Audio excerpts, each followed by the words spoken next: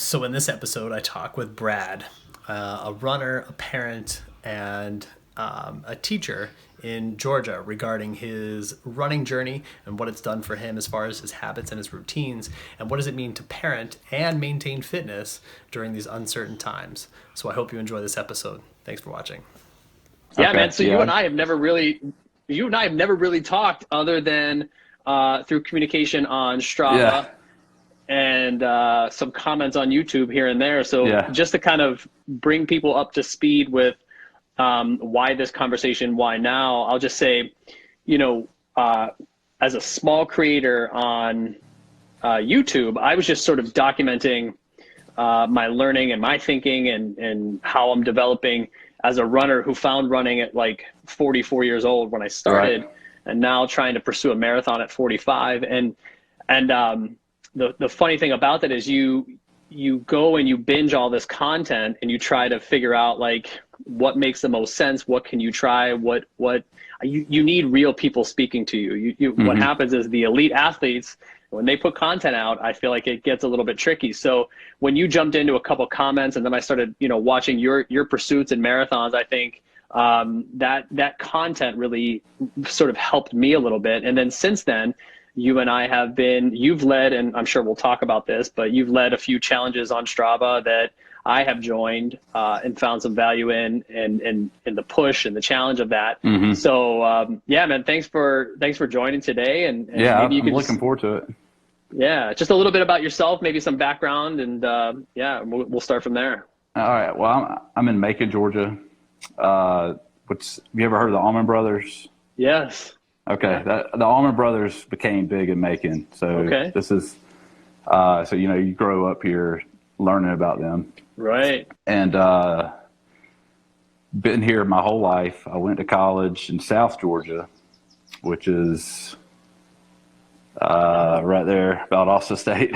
Right on. And I was a health and physical education major. And so I graduated from Valdosta, moved back to Macon. When I graduated, I worked at a sports camp in Maine. That was the first time I've ever been on an airplane or anything. That was like right out of college. Now I'm 37 now. Yeah. So that was a while ago. But so then I got a teaching job at a psycho ed school, which was really intense. I was like a parapro there, but I was like, if I can work with this type of child, I can do this. I can work with anybody. And then my first real job was an athletic director at a middle school. And I'm going to see if I can get some more headphones. I can't really hear myself talk. But yeah, I'm from Macon, Georgia, and that's where I currently live. I've been teaching for like 13 years. I've taught at the middle school level. I was an athletic director. I was like my first teaching job for middle school, and I was a head football coach, and I did that for 8 years, and then I started working at the high school level. I coached varsity football for a few years, and then I worked at an elementary school for about 3 years, and now I'm still teaching elementary PE, but I'm at a different school. I'm at a new school this year. It's a charter school, so it's just a little bit different environment, but it's been really good, and it's kind of where I'm at right now. As far as like running, I've always been active. I've always used running as a tool for fitness, but I vividly remember standing in the me and my wife's bathroom. I was like, you know what? I want to do a marathon. Like, I want to, that's a goal of mine. And that's not really when I started training. But in 2018, like into 2017, I was like, 2018 is going to be it. I'm doing a marathon. And the end of that year, I went on a men's hike with a friend of mine. Well, no, with the church we're going to. I went on a men's hike. Well, one of the guys on the men's hike coincidentally lived up the road from me. I didn't even know it. And he wanted to do a marathon. So I started running. This was like October of 2017. So I started putting a little more time into running after football ended and all that. and I signed up for a half, and I trained for like a few weeks for it. Like, didn't give myself a lot of time, and I did it, and I loved it. I just loved the, you push yourself and you kind of test yourself. And so I did that. And then me and my friend, his name was Will, that I met on the men's hike, I saw him running around my neighborhood, and then we started running together. And throughout the year, we ended up setting a date and signing up for a marathon. And it was Huntsville marathon. It's in Alabama. It's called the Rocket City Marathon. There's a NASA base there apparently, and I didn't know that at the time. But it was 40 degrees, hilly, and it rained the entire race. So, okay, first experience. Yeah, it was, but it was very memorable. Yeah. But as far as like, I felt invincible. Like, yeah, when I was in my training, I was like, man, I got this, like I got this. This is easy. Yeah. And I was running great. And all of a sudden I was on top of I felt like I was the fittest I've ever been. And all of a sudden I wasn't. And I developed plantar fasciitis. And then during my first marathon, you start out too hot. We started out way too hot. And about mile 10, I remember my knee hurting, but I just pushed through it. But probably about between mile 15 to 17, it was bad. It was painful. But it turned at the end of that marathon, I could not walk, like whatsoever. I was hobbling along, and I had IT band syndrome. Okay. I was just naive to realize that you could get that injured running. And because I've always been athletic and I've always been fit, but it really taught me a lot. Yeah, sure. And I'm sure like you, like towards the so the Huntsville Marathon's in December. So it was in December of 2018. So I guess around October, November that year, that's when I started really looking at YouTube for advice and just trying to learn as much as I could. And that's when I discovered like Kofuzi and Seth James DeMore. So I would watch them literally every day because they had so much content. I would turn them on before, because I'm an early person. I usually get up at like 4 o'clock. Even now with no school, I still get up early. Yeah. But I would watch them, both of them, and it would really kind of get me going to run. And I read I know you like baseball.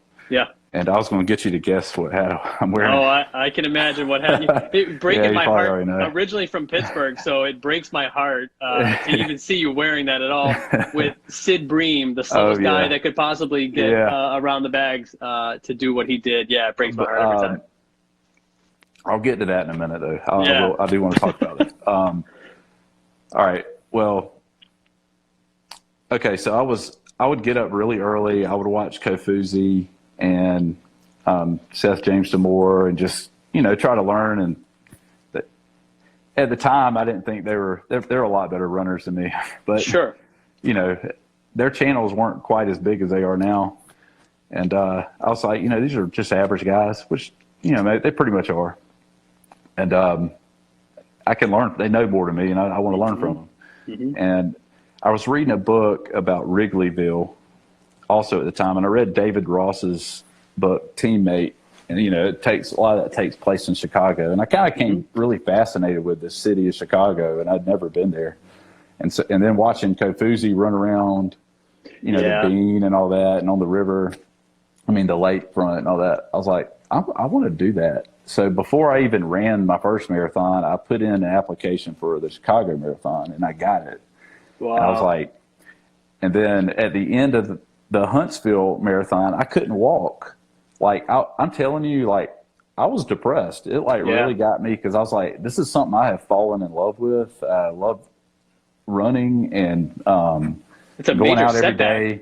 yeah, and I was like, now what am I going to do with Chicago? Like, how am I going to get this done? And so it was like last year, I felt like it was dedicated to running the Chicago Marathon, and I had a goal in mind, and I didn't do it. So, but I look back on it, it wasn't a failure. I sold T-shirts like that had like it said "Run 478." It was like that's my area code. Okay. And it had like a silhouette of Georgia in the middle, and so I was selling those to help me like raise money to go, and I had like and people were buying them. You know, it was really cool, and I ended up getting my wife went with me, so it was just me and her. Like I have 3 children, so like we never get to do anything like that. It was the first time. We've been married for 11 years now. That was the first time we flew on an airplane. Sure. And man, Chicago was awesome. Yeah. That is, if you've ever get a chance to go, or if you've ever been there, you probably know. But it was such a great time and great city. But, yeah, and your video. So you have a video too on your YouTube channel, which is Run with Brad, correct? Yeah. So the Run with Brad channel has, and that was one of the first. So here's the thing for me, just sort of taking in what you're describing.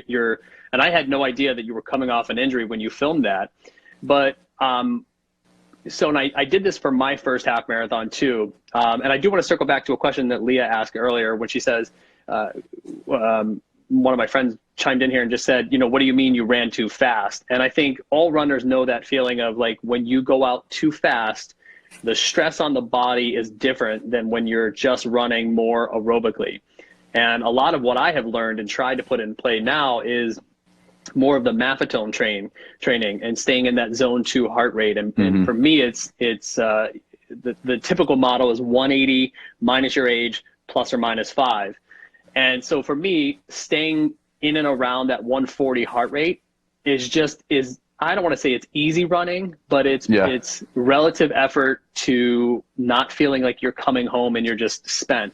And I like you in that first like half marathon that I did last year, you get a little taste of what it means to be out there in crowds and doing and competing, not competing, but like competing against yourself in some ways, I guess, where you really get energized by it. And you're like, man, all the work that I've put into this point has been worth it. It's been worth it. It has shaped me to be the person that I expected to be today when I show up for that race. And you've put in the work. So the race is just sort of like reward at that point. Right. Yeah. And so that prompted me. My friend Adam and I have talked about this a little bit where he has pushed me. He's a creator on YouTube too. And he just said, listen, you're only going to do this marathon training one time. Cause I was putting out a lot of educational content to support teachers and things they could do with kids. He's like, you're only going to do this thing one time. And he was like, don't think you have to be an expert. He was like, just document the things that you're learning and trying to do in your first pursuit of a marathon. Yeah.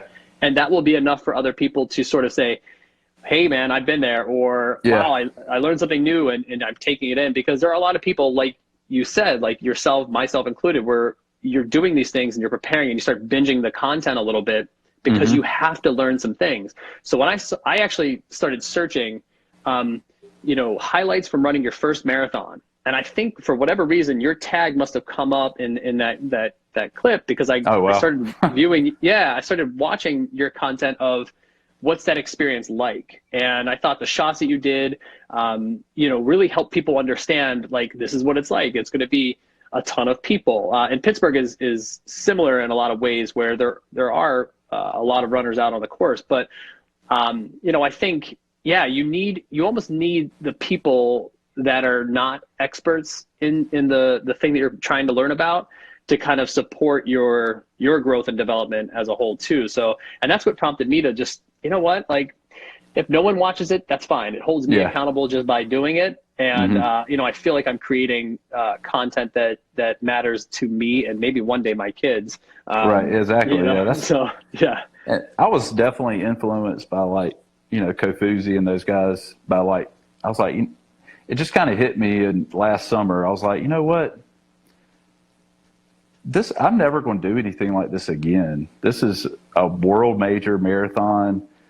Yeah. Why not just spend $300 on a GoPro and just take it out, and it's not heavy, and just get what I can get. And what I found like a cheap editing software, which I'm still using. And what I found was I really like editing, and I feel like I have a new hobby.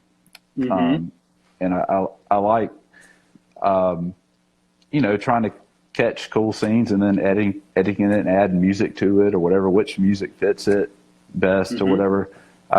That's something that I really discovered that I would have never found out. And it's hard to do. When you hit publish the first time, it's kind of like I'm putting myself out there. Yeah. It's a little scary, but I did it, and I felt like that was, in a way, because I'm really an introvert kind of person. I'm usually not, unless you like really know me. But I'm typically a quiet person, and so it was really hard for me to do that. But I felt like it was a kind of a self-growth thing, a personal growth thing, just by making the videos that I did. 100%. I know they're not all great at all. I know they're not all great and like these high-level productions. Shouldn't be, though. And I think it really shouldn't be. That's the part of the key. My friend Adam, who has been probably the biggest mentor for me when it comes to this work, he's like, if you don't overcome the fear of just publishing and putting something out there, if you don't conquer that thing, you'll never do anything. And so like if you wait until it's 100% mastered, or he always says the equipment, which I brought this up in a lot of my videos too, where I say I do it from a phone. I'm doing it from an iPhone 7 on a tripod that I'm holding, and it's hard as hell to run and do that stuff.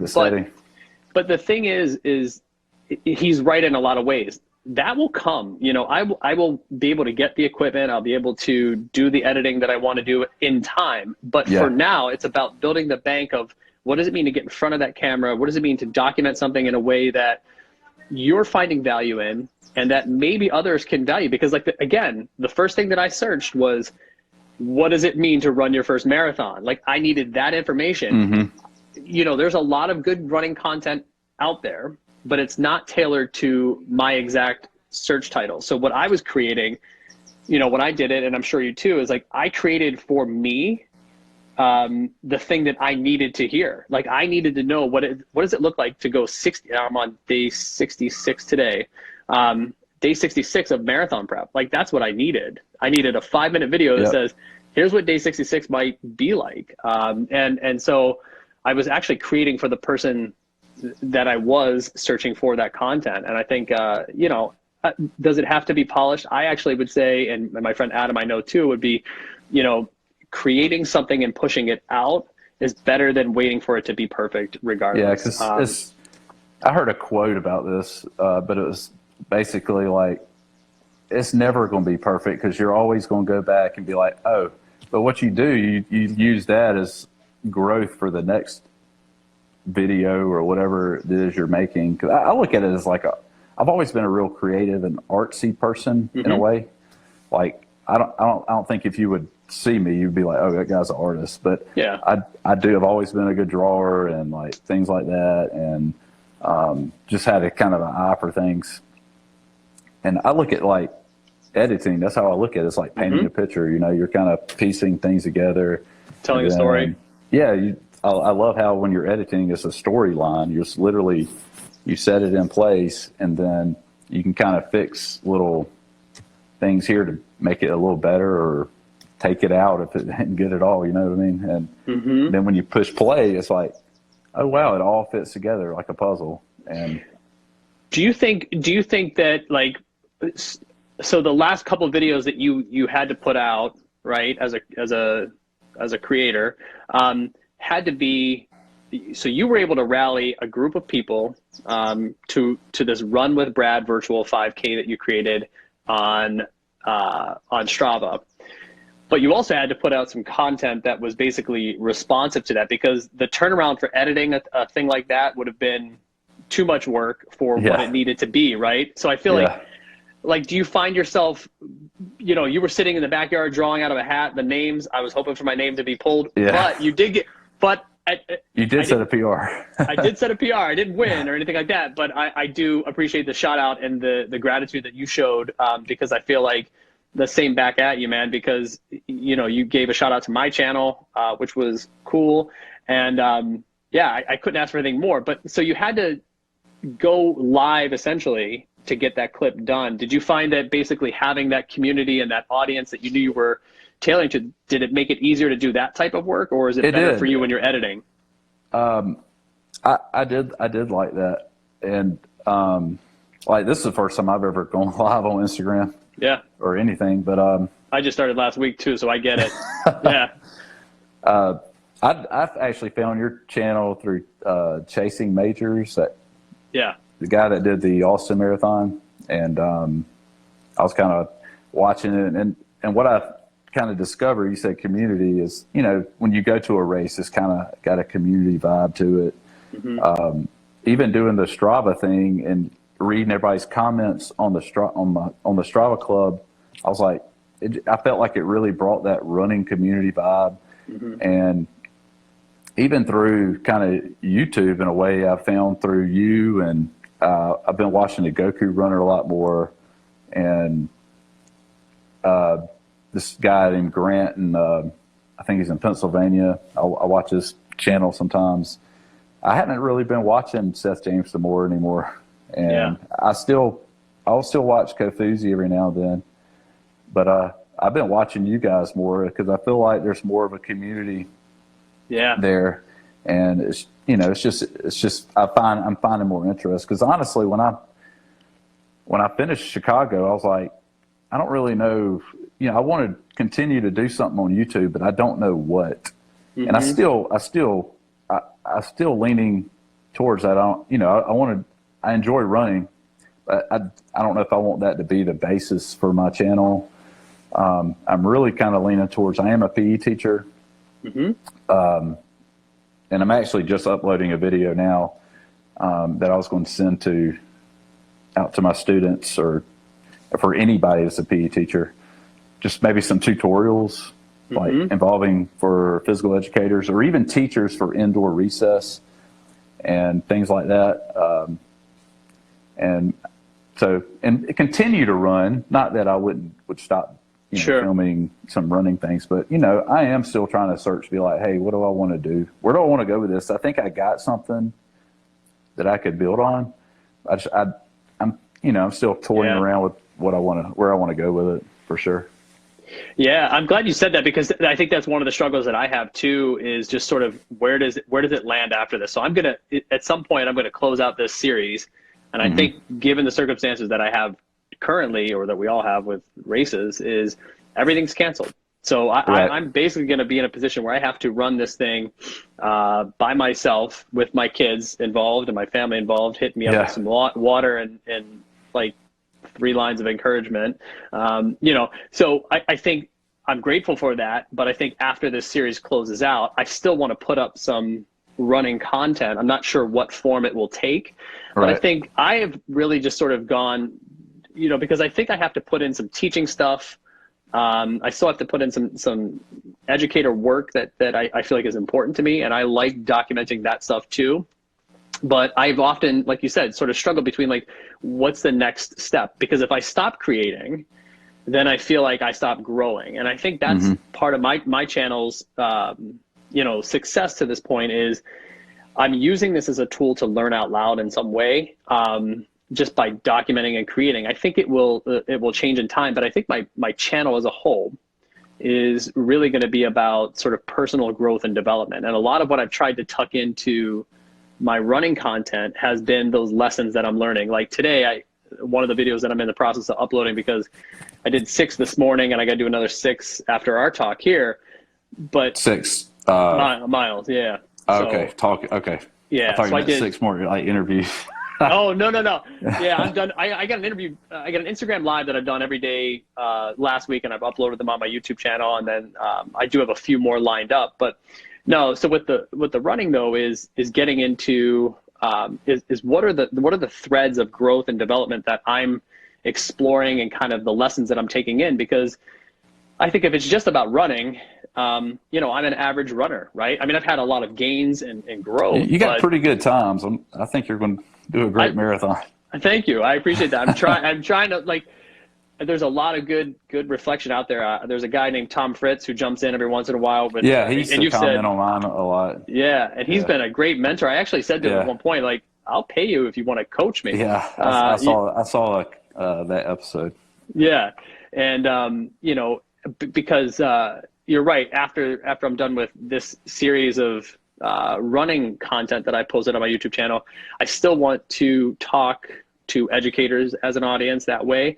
But I think ultimately, the content that I'm trying to create is for anybody that is going through that, you know, that like self-exploration of like, what does it mean to grow and develop? Like, if you would have asked me if I would have started a YouTube channel 2 years ago, I would have been like, nope, not me. Same not doing here. It.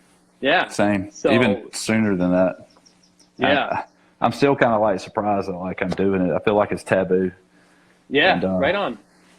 So how do you stay with, so you've got a lot from coaching to PE to running, you've got your kids. And that's the other thing I'll just say with the YouTube channel is I think a lot of times I second guess how much my kids watch the content or will watch the content in the future. And it's like, you know, as long as YouTube's around, they'll have access to what I'm currently doing on, you know, April 1st of 2020. But having said that, I think, so you coach, you are parenting kids that are at home because Georgia as well as New York obviously are in mandatory isolation. Are you guys not in mandatory isolation right now or stay-at-home orders? You know, we can still go to the store. Okay. If that's what you're saying. Yeah. I've only left like 3 times. Okay. I've pretty much isolated myself. I run all over the place here, but as far as getting in my car and going somewhere, I've only left like 3 times in 2 weeks. Yeah, right on. Yeah. So what's been the biggest challenge of being at home with the kids and homeschooling and that sort of? You know, a schedule. Yeah. You got to keep kids on a schedule, and like if we can start at 8 o'clock, we'll finish by lunch. And I think my daughter's 4; she's in pre-K, so to me it's affected her the most because she's been sleeping in her bed for over a year, but now all of a sudden she wants to come in our bed, and you know, so like getting her on a schedule and. You know, she's not too young to learn. I mean, she can do schoolwork just like them. Get her ready for kindergarten. So we've been giving her worksheets, instead of watching Netflix, she's watching like learning videos. And I have a 2nd grader and a 4th grader, and my wife she's awesome when it comes to. Laying the hammer down and getting them going, and so she's old school, and you know, she's definitely changed my life. So she's awesome. Yeah, the schedule thing has been the biggest. I created a general schedule, I saw the Post-its that you had. Is that what you're talking about? Yeah, I could send you a text with that at some point. And I just had things in there that I thought were important. You know, our climate obviously is a little colder. You know, I think today, like we're in the 40s today, but it's sunny. And every day I had in there that I felt like PE was like, not that they weren't going to do it, but that if I blocked it off, they'll find the time to do something during that time. And so I had like PE/mindfulness in there. They could do yoga if they wanted to. They could follow, you know, a channel like Yoga with Adrian was one of the YouTube channels. She's got a good channel. They could do something like that. They can go out and play hockey. They can go out and play baseball in the yard or whatever. But I felt like, just like you said, so that was from like 10 to 10:30, you know, and then it was, we called it creativity. And I gave them, they both have YouTube channels that they're creating. I was like, if you guys want to edit videos, you can go off and you can edit videos on your phone and do that sort of thing. Because I think you're right. Like the more, and then we had school activities, the stuff that they're required to do, we had that blocked in every day for, I think it was like 45 minutes. But we ended by lunch too, because I think, like you said, there's a lot of pressure on them that maybe we just don't know. I think they needed the structures, but within the structure, there was a lot of freedom. You can go outside and play hockey. You can go, downstairs and work out, whatever you're going to do. I put together a baseball plan too. I can talk to you about this later, but for all of our youth baseball teams, like activities they can do at home. And I've loaded a lot of that on YouTube as well, like these little 1-minute drills. Yeah, I saw those. Fire those off for kids, because I think without the structure, then like you said, you could veg Netflix for an ungodly amount of time. And how productive will that be for your growth, I think is the challenge that we all have right now, for sure. Yeah, Joe Exotic kept me up last night. Who's that? Joe Exotic. Is that the Tiger King Tiger guy? King, yeah. Oh yeah, so my wife has vegged the content. I didn't watch it yet, but a lot of people have talked about that for sure. Yeah, so then, crazy. I guess one of my questions to you too is what's next for you on the fitness end of things? And okay. Yeah, I'm curious. I would like to talk about that. Yeah, what's next for fitness? Because I think the one thing that I know about you is that, I don't often, and my friend Adam tells me all the time, you've got to create more of a community, but I don't often lead that level of let's go out and create a community of runners, because it's still hard for me to see myself as a runner. Yeah. I'm early in this, but. Yeah, well, I had a hard time with that too. Am I a runner? Yeah. I run all the time, but am I really a runner? I mean, I'm kind of a bigger guy. Yeah. But this year, I have really. I was like, you know what? Because when I did the Chicago Marathon, I started out really good. I started out on pace to run the fastest half marathon I ever did. I mean, I was on pace. My goal was 4.5 hours. I've had trouble with my knee most of the year, but it was feeling okay the few weeks before Chicago, and so about mile 15 in that race, it really hurt. It was painful. You probably watched the video I did and could tell that. But I was in a lot of pain, but I finished it and I was real happy. And when I crossed the finish line, I burst into tears. That didn't happen the first time, but I literally burst into tears. I could not stop crying. It was crazy. And, because of the accomplishment itself, or because of the work? It was a lot of that. It was that, like I said, that the whole year was kind of built for that moment. And I think I'd recently lost my grandmother too. And she was 91. Sorry to hear that. Yeah, that was hard on me. And, a lot of that just kind of came, these emotions came. But that was something, not to say it's odd and I'm the only person that's happened to, but sure. It was really emotional for me to complete that race. So it's really special to me that I was able to experience that. But after that, I was, I could walk, but I couldn't walk after the first one, but I could walk, but I was in a lot of pain. And I knew that I did a lot of research on IT band stuff, and I knew it was some weaknesses in some muscle groups, and mainly in my rear, and probably some other areas like my hamstrings and stuff. So I used to lift weights regularly, and I really hadn't done that because I've had a shoulder impingement, and I still do, and that's through more weaknesses and muscle groups in my back. So that's something I can fix. And so I've been really focusing on strength training a lot more this year, and I didn't really lose a lot of weight training for Chicago. Not that's the reason I was doing it, but I did expect to. I got down to 214 when I did the first marathon, but I stayed in the 220s, and so I've really started.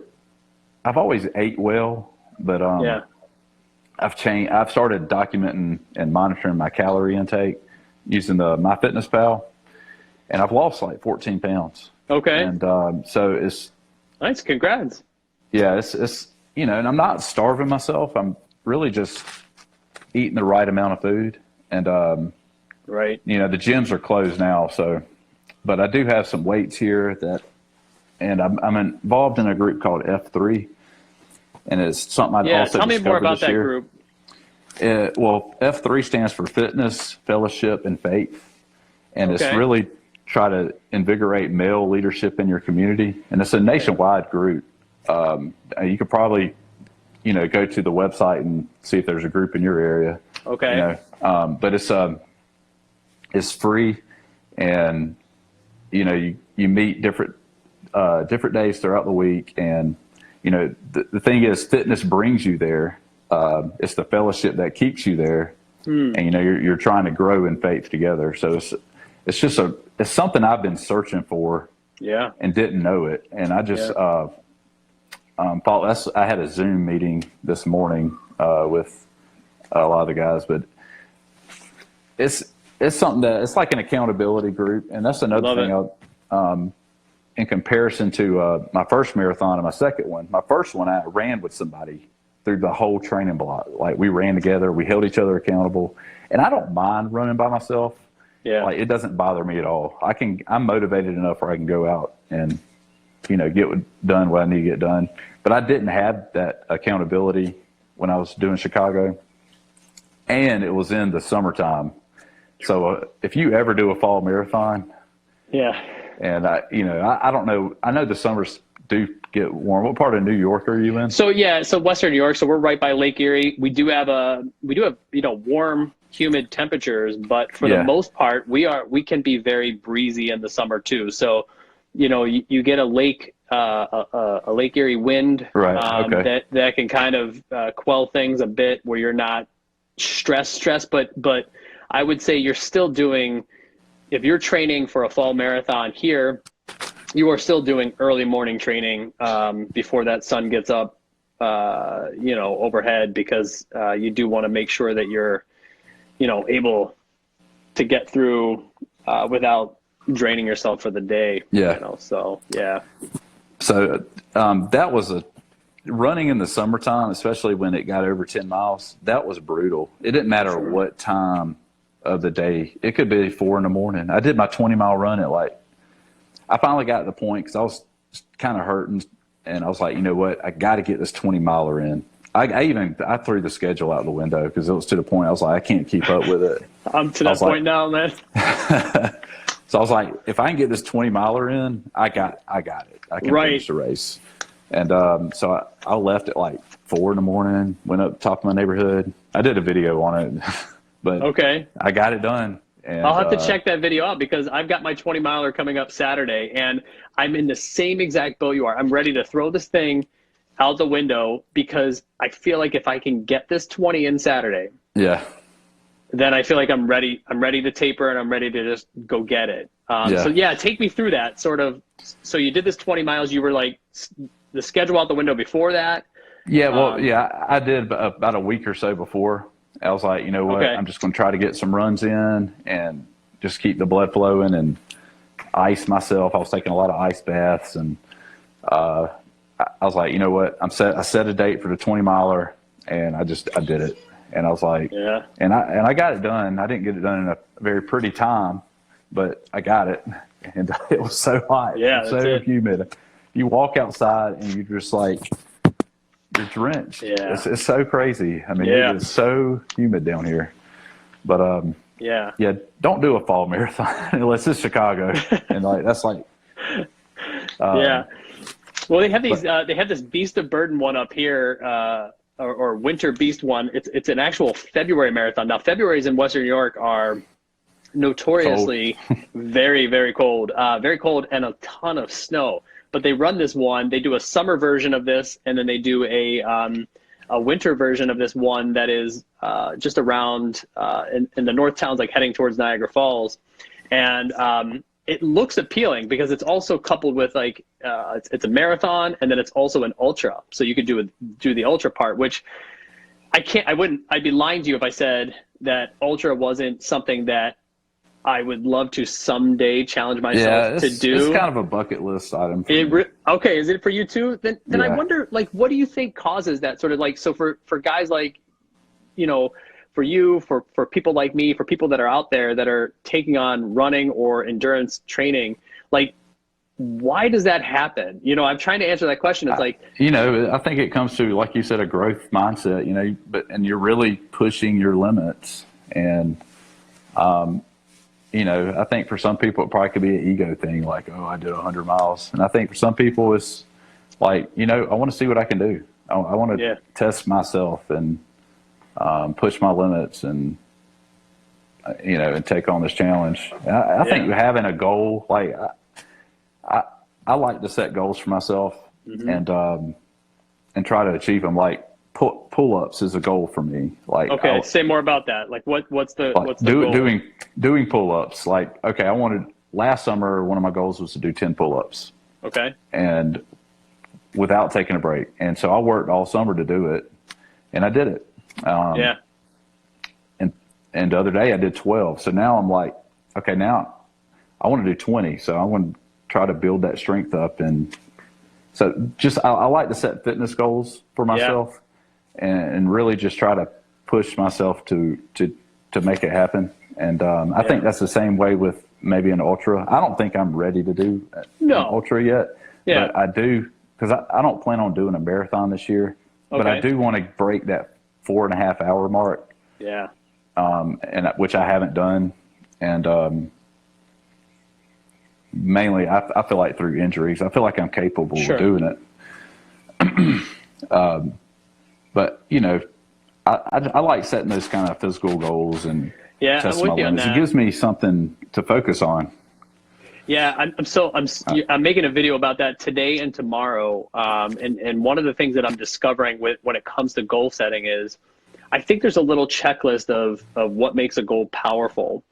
And for me, like, so I did I documented back in February, I documented my 50-mile week, right? Yeah. And that was sort of like a challenge. I don't know if it was a goal. I guess it was a goal. It was a goal / challenge. And I think the challenge aspect of it was like, when I started and I said that publicly on YouTube that I'm going to do this thing. Got to do it. I got it. Number one, I got to do accountability. Number two, I wasn't sure if I really could, but by owning it and saying it, it made me sort of rise to the occasion and try to get it done. So I feel like there's a lot of that even this week. So I just started tonight's video will go up, and it is, I've never run more than 10 hours in a week. So that when I did that 50 miles, it was like 9 hours and like 20 minutes for the week. So now I'm like, I'm going to add another 40, which I might not get realistically. I mean, it's plausible that I don't get it. If I do get it, it's going to be barely eclipsing it.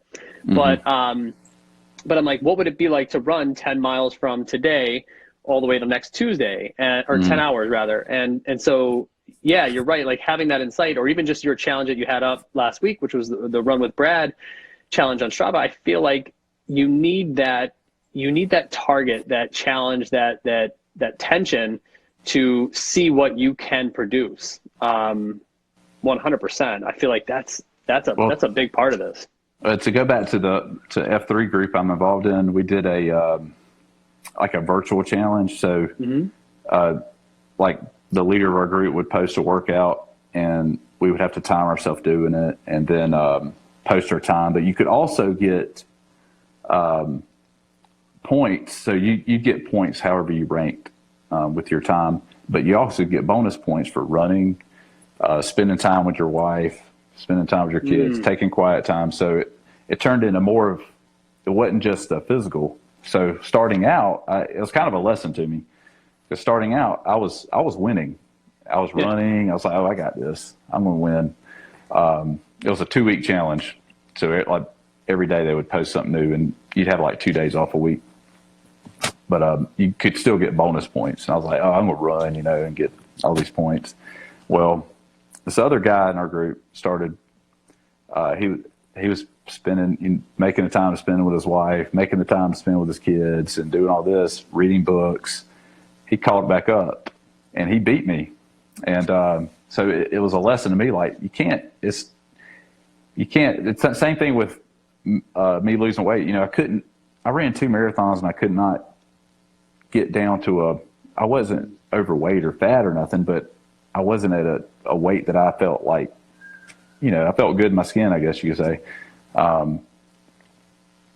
But, the same thing with that. It wasn't just exercising. I couldn't outwork. Yeah. I couldn't outwork it. I had to take time to be disciplined in other areas as well to be successful. So that was a cool challenge. But having that challenge, and these are exercises and workouts you probably would not do on your own. Right. But when you know that you're kind of competing and you have other people that are doing the same thing, whether you post the best score or not, you're pushing yourself. That's kind of like in running also. It's like, whether you're the most fit person or you're not very good shape, the exertion of that energy, how hard are you pushing yourself? I think, when it boils down to it, that's kind of what matters. Like how much of an effort are you really giving? Yeah. And, so. Yeah, and I don't know where I was going with that, but no, you bring up a good point. It's like you're only here on this earth one time, and you might as well push the limits and see what you're made of and the impact you can have on others and the people around you before, you check out. And we're all susceptible to checking out whenever. So I think that's part of this, is to say make every day count, right? And so I guess that leads me to sort of, and we'll find a way to we'll wrap this up, but so. And I appreciate the conversation. I feel like I've learned a ton just from talking to you and just sort of having that connection through YouTube and Strava and now Instagram too. But grateful for that, man. And I'm wondering, what's next for you? And leave us with what's next, man. All right. So let's see. What's next? I had several goals this year. That one of them was to run an obstacle course race, which it got canceled. It was last week when we did the virtual 5K. Okay. And so when I saw the GoCo runner do it, I'd kind of been thinking about it, but when I saw him do it, I was like, I'm doing it, So I kind of sent him a message. I was like, I'm not trying to. I was like, I just want your blessing, that not that I need his permission, but I want to, I just wanted to be respectful of what he did, and he was all for it, and so I didn't get to do the obstacle course race. So that was one of my goals. So the other thing I want to do it's called the Triple Peach. So in July 4th in Atlanta is the Peachtree Road Race. It's the largest 10K in the world. And it's in Atlanta. I've never done it before. So I wonder if you do that, and then there's one called the Atlanta 10 Miler. I'm holding my hands. They can't see them. The Atlanta 10 Miler, and then there's Thanksgiving Day half marathon. And so if you do all three of those, you get something called the Triple Peach. And that's kind of my, I guess, big running goal this year. And I've already paid for all of it. I paid for the obstacle course race. And, I'm just hoping I'm not throwing this money away, because the way things are going, it ain't going to happen. But they had the registration open. I joined the Atlanta Track Club in December just so I could get in guaranteed. And, those are my running goals for the year. So that's kind of what I have next. Something I didn't mention, running through YouTube and doing the Chicago Marathon, I got an ambassadorship with Newton Running, which was just really off the wall to me, because the reason I found out about Newton shoes was through my old college roommate who lives in Afghanistan. And he was like, man, you got to try these shoes out. And he Venmo'd me, $140 to pay for them. And I did. And then I made a video about it. And so when I got to Chicago at the expo, I was like, oh, there's Newton. I'm going to go talk to them. And they were like, hey, you need to apply to be an ambassador. We would like more creators on YouTube. And I was like, okay. So I did. And I got it. And so that's something that's kind of off the wall. And when I got that, I was like, okay, now maybe I should keep up this YouTube thing and make more content. I got kind of a reason to, and something to push me. But that's something that's kind of cool that's came out of it. And they're really great people. They're really, really nice.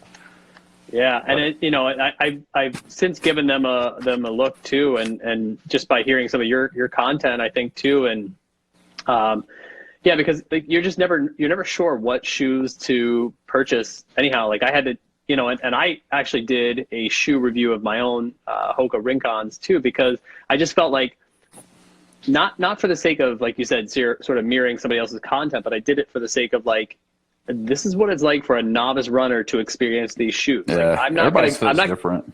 Yes, and I'm not going to give you the specs breakdown of things. I'm just going to tell you what I'm noticing so far with 100 miles in, or my first impressions or anything like that, because I feel like, more content like that can help people that are in a different spot. I think, you look at some of these channels of these elite runners or athletes, and sometimes they don't always answer the question that you have at your particular stage. And I think I want to do more content around that sort of personal growth and development, but I think I want to tailor it towards athletes, teachers, people who are looking to get into running. I mean, I had a text group this morning with a guy, one of my baseball coaches, and he's getting into running for the first time since high school, and he's just asking me like, hey, you mentioned this low heart rate training thing, and I went out today and I did it, but the results weren't what I expected. They're so Patience. high. And I said, but like, exactly. And I was like, it was like, just take it in, and I said, give yourself permission to do this for 30 days. And if you make 0 improvements in 30 days after doing it this way, then by all means pivot. But if it's working, you'll see it right away. And I think that is sort of the long game of any of this. But so I mean, dude, I think we should catch back up at some point. I agree. This summer, maybe you start the live and then I'll join in. Okay. Do it that way and just sort of check in on each other, just see how we're doing with goals and things like that. I'm going to go ahead and get this marathon done. I will keep you posted as to how this thing goes. I have no idea. I have a marathon sign video also, if you want your kids to watch it to come up with some ideas. Oh, what do you mean? Oh, you do? What do you mean? Like, what's on that? What's that? Well, I didn't see that. All right, when I was running Chicago, I got to the point where I was like, oh man, these signs are hilarious. So I tried to put the camera on each of them. So some of them are pretty funny. Some of them are good. I did watch that one because, yes, I did watch that. I'll have to revisit that one because they'll have to make some signs and get out there and follow along. But yeah, let's make it a plan to circle back and have a conversation in a few months, man. If I could say one more thing, just about running, I feel like, in regards to fitness, it's the easiest way to get started to make a transformation for yourself. Running itself is not easy, but you don't need a lot of equipment.